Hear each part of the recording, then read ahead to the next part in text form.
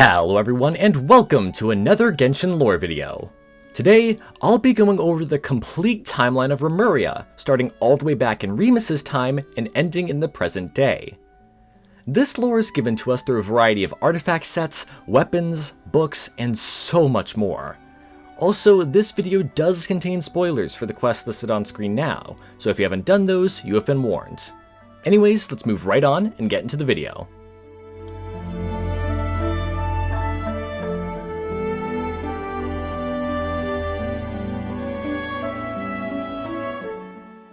Our story begins thousands of years ago, back when Fontaine had no god to rule over its waters.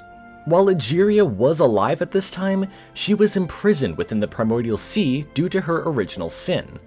This sin was using water from the Primordial Sea to turn Oceanids into a new race of humans, which Celestia did not allow. With no god to rule over them, humanity began to covet that which belonged to Celestia. As punishment, their cities would be destroyed by tsunamis and 100 days of rainfall, forcing them to start all over again. This cycle would continue for quite a long time, so long in fact that Gurabad and Sumeru rose and fell before it ended. Speaking of Sumeru, that's where the god king of Remuria, Remus, actually hails from. In his homeland, he was a singer of the Oases, which definitely fits the theme of his yet-to-be-established kingdom. However, when King Deshret conquered his homeland, Remus refused to serve him, deciding instead to leave Sumeru altogether. He would travel north to the high seas of Fontaine, initially seeking a place to die. Instead, he accidentally discovered the ruins of a forgotten city that was even older than the high seas themselves. He would also find the city's only surviving inhabitants, who were known as the Golden Bees. One of these Golden Bees was Sibylla, a former envoy tasked with guarding the Irminsul tree of the area.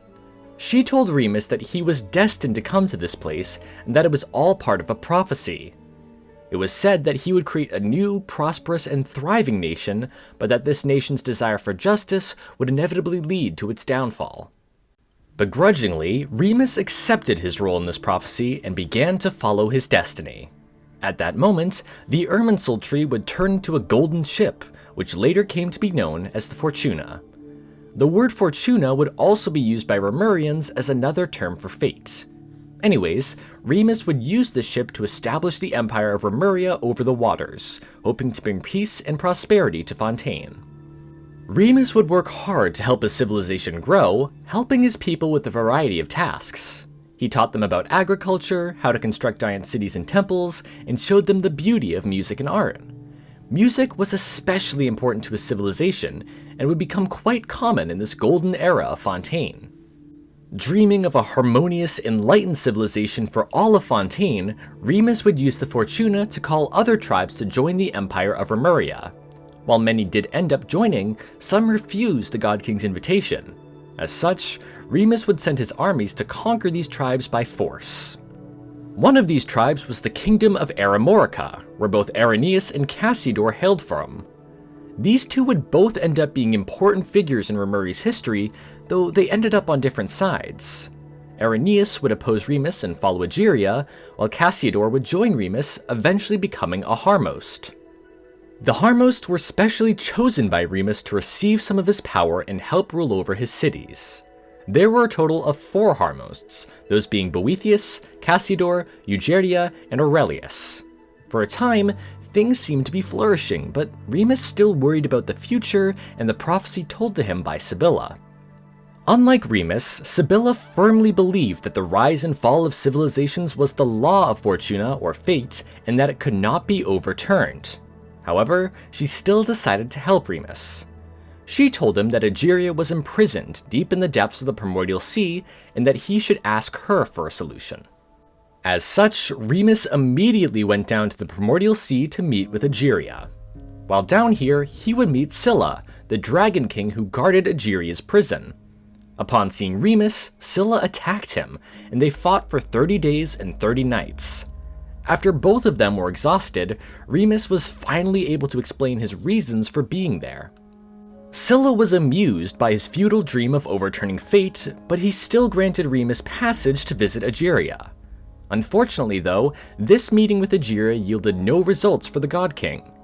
She explained that Fontaine's fate was sealed by her original sin of creating new life, which I mentioned earlier.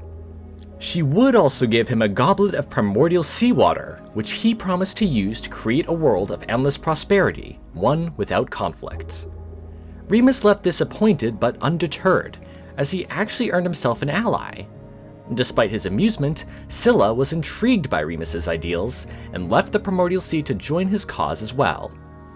After returning to the surface, Remus still wanted to avert the prophecy and overturn Fortuna's control over humanity. By combining his powers with Sibylla's wisdom, he began developing his Grand Symphony, Phobos. At the same time, he would grant his people eternal life by mixing the primordial seawater given to him by Egeria with an immortal stone. This resulted in the creation of a golden ichor, which allowed Remus to dissolve people's physical bodies while containing their souls and minds. After this, he would transfer them into undying golems, allowing them to live forever. These Remurians soon became known as Ascended Remurians. These Ascended Remurians were also attuned to the Grand Symphony, which told them the course they should take for a harmonious future. It was believed by Remus and his people that the Grand Symphony would one day be able to take control of Fortuna itself, allowing humanity to take charge of their own fates and obtain free will. Additionally, Remus would take his massive ship and use it to create the Domus Aurea, a giant harp from which the Grand Symphony of Remuria would be played. However, it didn't take long for these plans to fall apart. Due to them no longer having mortal lifespans or perishable bodies, the Ascended Remurians began to think of themselves as superior to all other humans. They even went as far as to believe that non-Remurians were inferior entities who could not even be considered as humans. This was made worse by the fact that Sibylla had used her own life to create Phobos, meaning it inherited her desire to make all humans happy. While this sounds nice, the problem is that Sibylla did not have a persona or will of her own. As such, Phobos adopted the self-centered ideas and biases of Ascended Remurians instead of the ideas Remus truly wanted for his people. Phobos would then begin to satisfy the selfish and destructive desires of the Ascended Remurians, leading to them waging war against Lockfolk, Viships, and other human civilizations. Since they heard these instructions from the Grand Symphony, they believed it to be Remus's will. At the same time, other Remurians became unable to hear the Grand Symphony at all, causing them to panic. Many of them relied on it in their everyday lives, and without it, they didn't know what to do. Outside of Remuria, resentment would build up against the Empire as a result of their selfish and destructive tendencies. This resentment was felt especially in tribes that worshipped Egeria and the Oceanids, including Remuria and their allies. Soon enough, a resistance group known as the Lock Knights would be formed. These Lock Knights were led by none other than Irenaeus of Remuria, who wished to fight back against Remus and his Harmosts. On the other side, the Harmost Boethius and his followers continued to listen to the will of Phobos, believing that the path to Remus's ideal world and a free humanity meant subjugating all non-Remurians. As such, chaos quickly spread throughout the lands of Fontaine. Soon, Remus became aware of the problems with Phobos and decided that it would be best to put an end to the very symphony he created.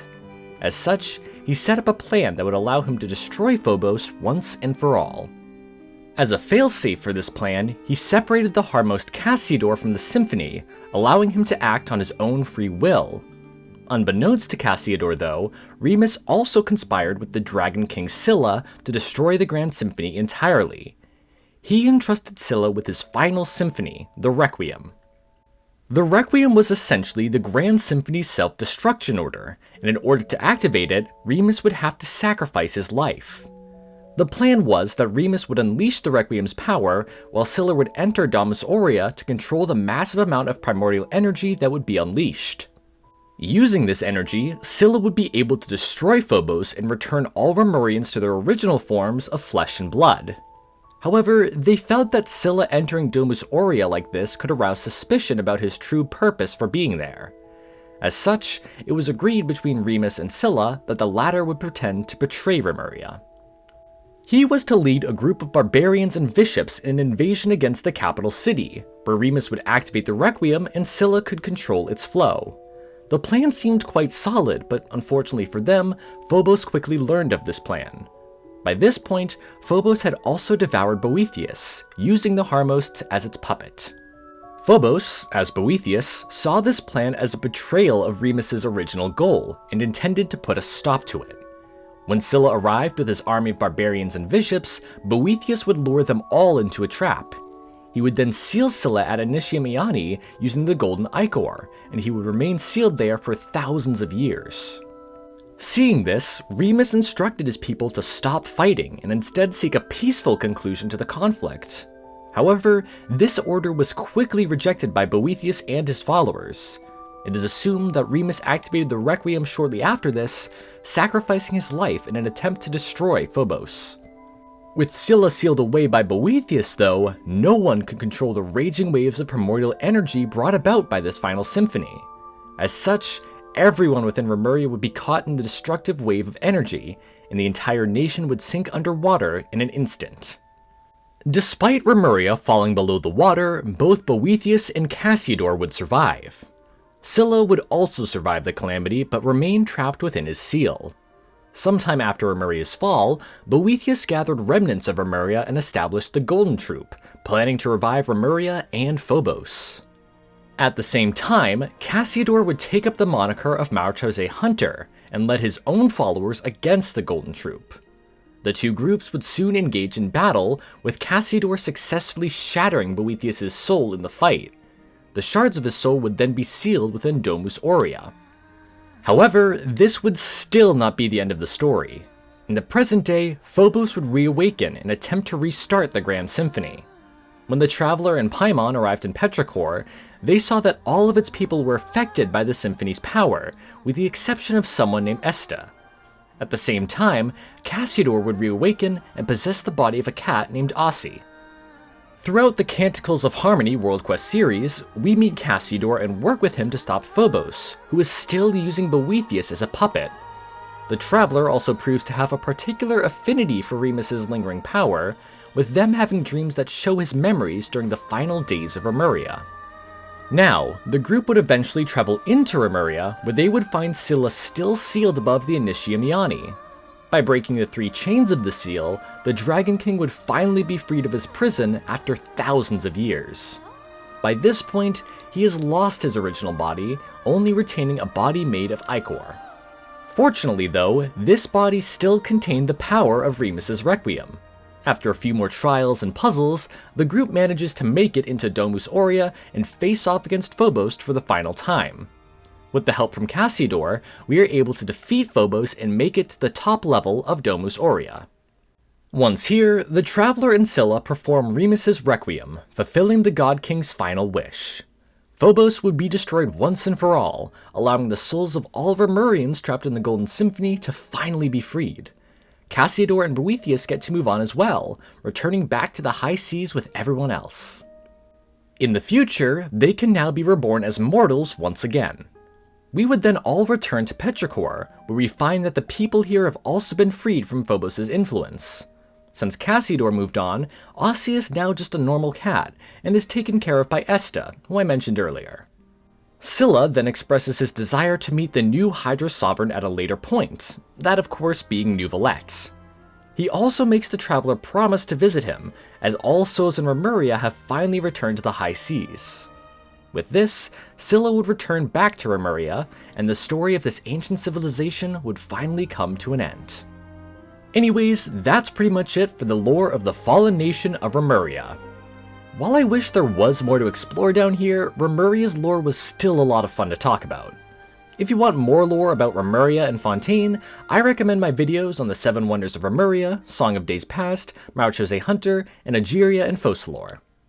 With all that said, I would love to hear what other bits of lore you'd like me to cover in the comments below as well. Anyways, that's it for this video. Thank you so much for watching. Sources and further readings are also in the description if you want to check them out. I hope you all have an amazing day, and I'll see you all in the next video.